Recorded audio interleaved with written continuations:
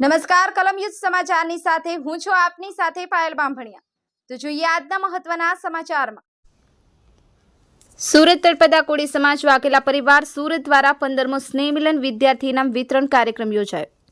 તળપદા કોળી સમાજ વાઘેલા પરિવાર સુરત દ્વારા તારીખ 23/6/2024 રવિવારના રોજ અભયનગર તળપદા કોળી સમાજની વાડી ખાતે પહેલો સમૂહ સ્નેહ મિલન સમારોહ તેમજ તેજસ્વી વિદ્યાર્થી સન્માન સમારોહનું આયોજન કરવામાં આવ્યું હતું। સૌરાષ્ટ્રના વાઘેલા પરિવાર વતની હાલ સુરત ખાતે વસવાટ કરતા સૌ વડીલો, ભાઈઓ, બહેનો અને બાળકોએ આ કાર્યક્રમમાં ઉપસ્થિત રહી ખૂબ જ ઉત્સાહથી ભાગ લીધો હતો। વાઘેલા પરિવાર સુરત દ્વારા આયોજિત સ્નેહ મિલન સમારોહ તેમજ તેજસ્વી વિદ્યાર્થી સન્માન સમારોહમાં યુવાનો, વડીલો, દાતાશ્રી તરીકે જોડાઈ સુરત ખાતે અભ્યાસ કરતા તમામ વિદ્યાર્થીઓને નોટબુક વિતરણ તથા તેજસ્વી વિદ્યાર્થીઓને સીલ ટ્રોફી આપી સન્માનિત કરાયા હતા।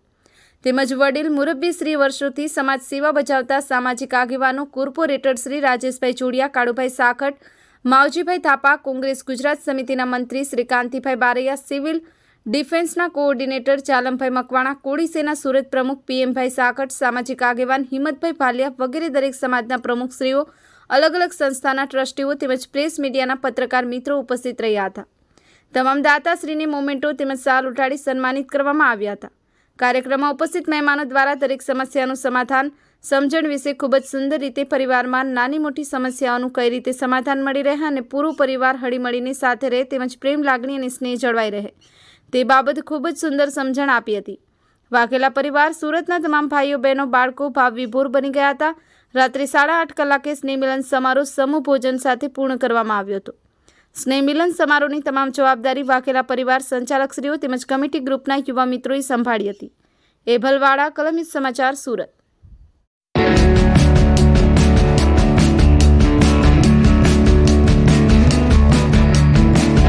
આપણી પછેડી એટલી હોડ રાખજો,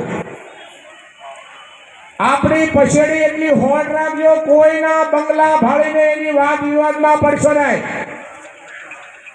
કોઈની આરે વાદ વિવાદમાં નહીં પડશો। આપણા ઘરવાળાનો આવક, આપણી ઘરની આવક એની હારે આપણો તાલમેલ કરજો અને પૈસાની બચત કરશો તો કોઈ દિવસ તમારે સુરત મૂકવું નહીં પડે, કોઈ દિવસ। મેં તમને કીધું ને, અમીર મંજીભાઈએ 50 વર્ષ અહીંયા કાઢી નાખ્યા। સુરતની ઘણી બધી કાયાપલટ અમે જોઈ લીધી।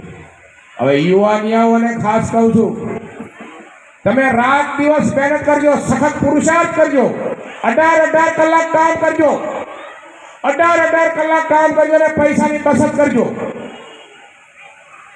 નિષ્ઠા અને પ્રમાણિકતાથી કામ કરજો, નિષ્ઠા અને વફાદારીથી કામ કરજો। કોઈએ 1 ગ્લાસ પાણી પાયું હોય ને તો આખી જિંદગી એનો ગણ ન ભૂલજો, કોઈ આપણને મદદ કરી હોય ને તો આખી જિંદગી એનો ગણ ન ભૂલજો।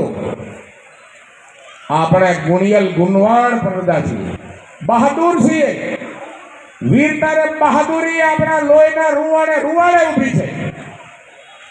ખુમારીને ખાનદાની આપણા લોહીના રૂવાડે આજે ફરકે છે। ખુમારીને ખાનદાની, એ ખુમારીને ખાનદાની એવા સમાજ, એ સમાજમાં ભગવાન ઈશ્વર કુદરતે આપણને જન્મ આપ્યો છે।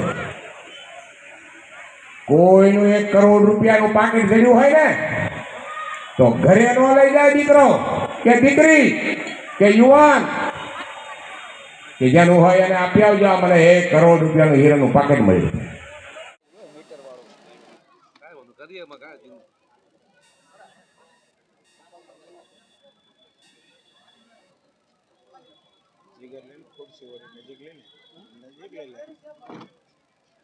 ગોપાલભાઈ, આજે તમે ભાવનગરથી અહીંયા પધાર્યો છો વાઘેલા પરિવારની અંદર, તો શું કહેશો? અને વાઘેલા પરિવાર એક તમારો જ પરિવાર છે, નવા તમે સુરતની અંદર આવતા હોય છે, તો તમે શું સંદેશ આપશો?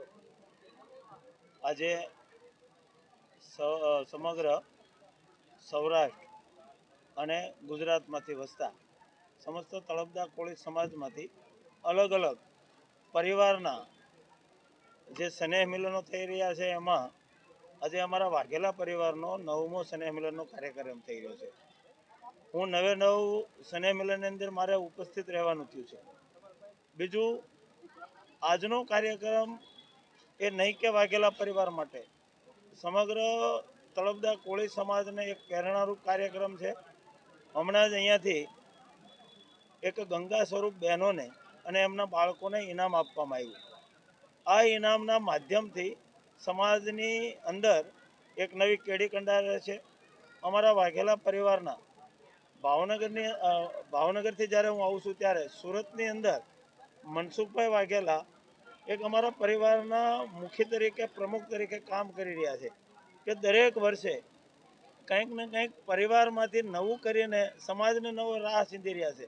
આવો નવો રાહ સીંધવા બદલ અને એને નવા નવા આઈડિયાઓ સમાજને કઈ રીતે આગળ લઈ જઈ શકાય એવું કામ કરી રહ્યા છે. ત્યારે સુરત ટીમ અને સમસ્ત કોળી સમાજ તળપદા કોળી સમાજને હું ખૂબ ખૂબ શુભેચ્છા આપું છું. અમારો પરિવાર છે એમ નહીં, અમે તો વસુદેવ કુટુંબકમવાળા લોકો છીએ.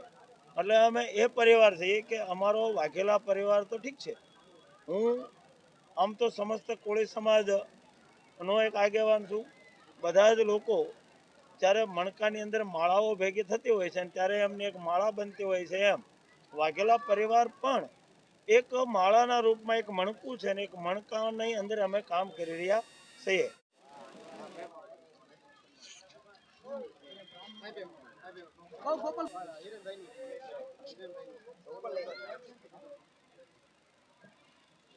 જી રાજેશભાઈ, આજના કાર્યક્રમ વિશે શું કહેશો? વાઘેલા પરિવારની અંદર તમારું સ્વાગત અને સન્માન કરવામાં આવ્યું છે. જે વાઘેલા પરિવારનો આજનો 9મો સ્નેહ મિલન કાર્યક્રમ આજે અહીંયા રાખવામાં આવ્યો છે. હું ખૂબ આનંદની લાગણી અનુભવું છું. સતત 9 વર્ષથી વાઘેલા પરિવાર આ સ્નેહ મિલનનું કાર્યક્રમનું આયોજન કરે છે. સાથે સાથે તેઓ સેવાકીય પ્રવૃત્તિ પણ એટલા પ્રમાણમાં કરે છે. વિદ્યાર્થીઓને ઇનામ વિતરણ હોય, સમાજના શ્રેષ્ઠીઓનું સન્માન કરવાનું હોય, એવા તેજસ્વી તારલાઓનું સન્માન કરવાનું હોય, અને એનાથી એ વિશેષ ગયા વર્ષે તેઓએ એક ગરીબ દીકરીને પરણાવવાનું પણ કામ આ વાઘેલા પરિવાર દ્વારા કરવામાં આવ્યું હતું. આ વખતે તેઓએ એક નવી શરૂઆત કરી છે કે ગંગા સ્વરૂપ બહેનોના જે સંતાનો હોય એ દીકરા દીકરીઓને પણ તેઓ શૈક્ષણિક સહાય કરવાનું તેઓએ ચાલુ કર્યું છે. બદલ હું સમસ્ત વાઘેલા પરિવારની ટીમને, પ્રમુખ શ્રી મનસુખભાઈ વાઘેલા તથા તેમની ટીમને ખૂબ ખૂબ અભિનંદન પાઠવું છું. સમાજને શું સંદેશ દેવા માંગો છો? સમાજને એક જ સંદેશ આપું છું કે 21મી સદી એ જ્ઞાનની સદી છે અને આ જ્ઞાનની સદીમાં તમારે શિક્ષણ મેળવવું પડશે અને શિક્ષણમાં પણ તમે સંસ્કાર સાથે શિક્ષણ મેળવો.